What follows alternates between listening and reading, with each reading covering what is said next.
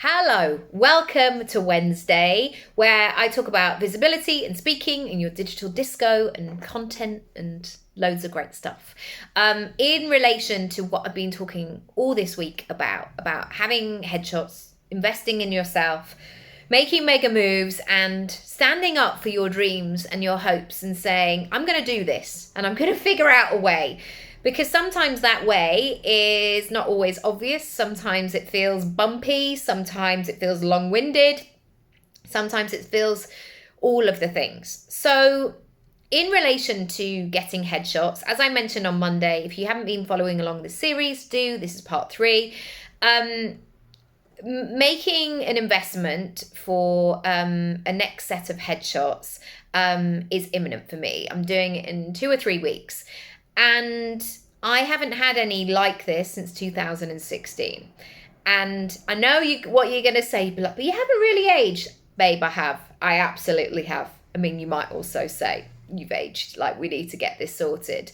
But I want to talk about it from this perspective of spending money on your business and investing and going pro and not scrimping and saving and hoping and wishing and trying to do all of the things on a bootstrap, because it's exhausting and hectic and overwhelming and stressful. So let's talk about these headshots in terms of visibility and personal branding. Number 1, people need to see you, hear you, experience you.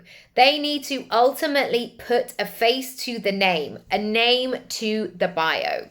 Now is not the time to have a faceless business. And we have all of these opportunities available to us, from videos, from photos, from audios, from blogs and storytelling. There are so many ways that our content can connect with people and build that trust, build that connection, and ultimately welcome those sales in. And I want to say this because over the years, there have been so many purchases that I have made and I've never met the person. Equally, there are people who have worked with me and we've never met in person. And I actually got the joy, Kim, if you're watching this, hello. I got the joy of meeting Kim, a client of mine who we'd worked together over, I think it was about 6 months. And she's based in Berlin, I'm based in London, and we finally got to meet in person in London and have a cup of tea and sit opposite each other. And it was just glorious. It was just so great. And I believe that you can only do that if you show up as yourself. So you share a piece of yourself, share a bit of yourself and what you're all about. Number 2. A picture can tell us a lot. So the know, like, and trust factor. How many times have people spoken about trolls online, where there isn't a profile picture, where the name is like, I don't know, sexy mum 12359 or whatever it might be. And as soon as there is like no picture there, it's like, yeah, I'm not really going to believe that because it's just a faceless person. If we begin to see you regularly, what you're all about, get to know you, it's incredibly powerful for that know, like, and trust factor, but also that sense of familiarity, of being in your world, of knowing what to expect.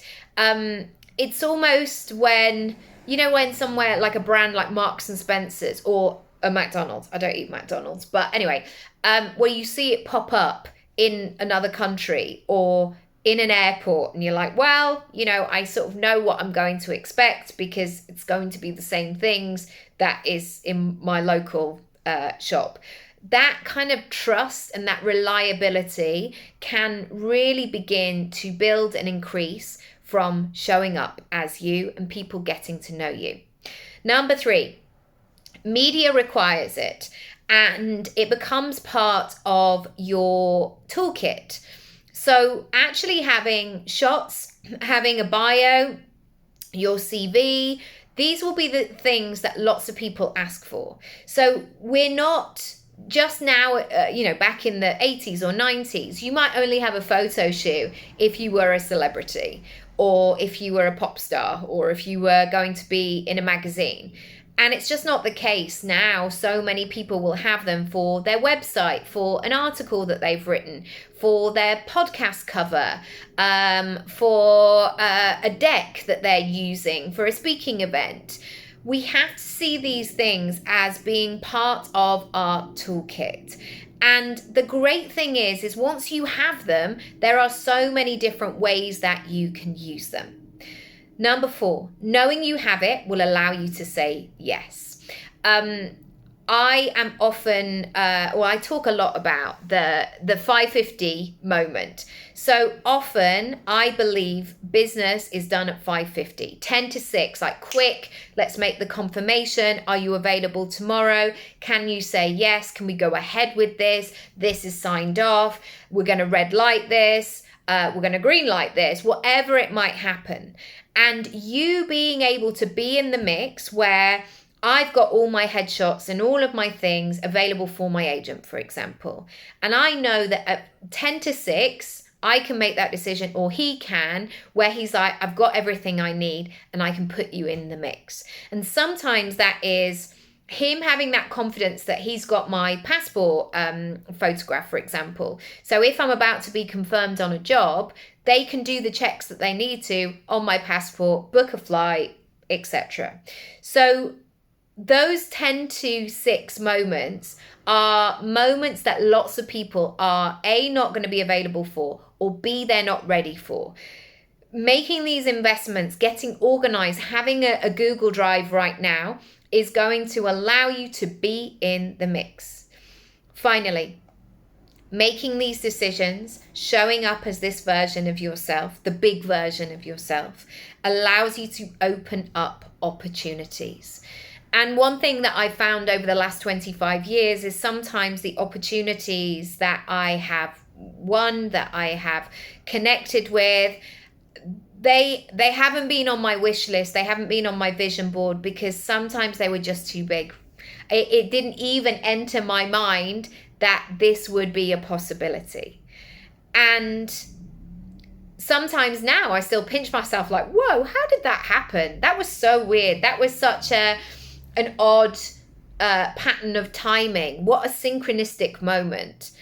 And ultimately, I put it down to I was ready. I was ready to say yes. I had the things. I wasn't in a needy, like hustly moment. I was just ready. And that is incredibly powerful. And so my closing point to you today is get ready. Get ready, because everything you want to be, do, have, and feel, whatever's bubbling at the moment, it's round the corner.